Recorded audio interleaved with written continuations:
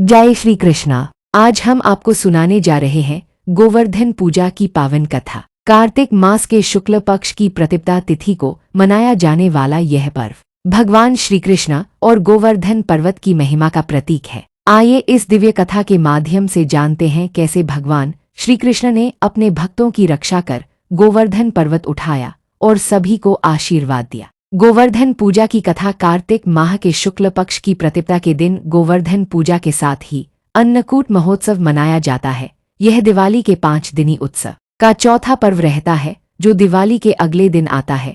श्री कृष्ण आना के काल के पहले गोवर्धन पूजा नहीं होती थी, अन्नकूट महोत्सव ही मनाया जाता था। गोवर्धन पूजा के पहले इंद्रोत्सव मनाया जाता था। इसी से जुड़ी है गोवर्धन पूजा की कहानी और अन्नकूट महोत्सव की कथा। अन्नकूट और गोवर्धन पूजा की पौराणिक कथा। द्वापर में अन्नकूट के दिन इंद्र की पूजा करके उनको 56 भोग अर्पित किए जाते थे, लेकिन ब्रजवासियों ने श्री कृष्ण के कहने पर उस प्रथा को बंद करके इस दिन गोवर्धन पर्वत की पूजा करने लगे और गोवर्धन को ही 56 भोग लगाने लगे। श्री कृष्ण आना का कहना था कि जो पर्वत, खेत और गाय हमारा जीवन चला रहे हैं, उनका हमें आदर करना और पूजा करना चाहिए। बाद में गोवर्धन के रूप में भगवान श्री कृष्ण को 56 भोग लगाने का प्रचलन हुआ। भगवान श्री कृष्ण आना के कहने पर सभी ने इंद्र उत्सव मनाना छोड़ दिया। यह देखकर एक बार इंद्रदेव ने कुपित होकर ब्रजमंडल में मूसलधार वर्षा की। इस वर्षा से ब्रजवासियों को बचाने के लिए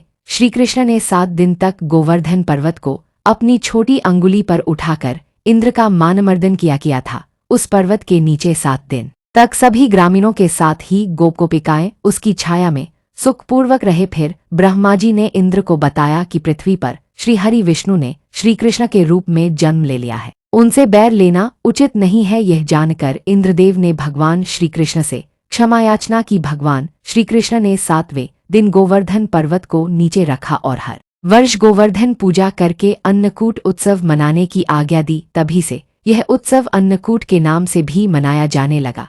इस प्रकार गोवर्धन पूजा की यह पावन कथा हमें सिखाती है प्रकृति की पूजा ही सच्ची पूजा है और भक्ति में अपार शक्ति होती है। अगर आपको यह कथा अच्छी लगी हो तो वीडियो को लाइक, शेयर और सब्सक्राइब करना न भूलें। जय श्री कृष्ण। गोवर्धन पूजा की शुभकामनाएं।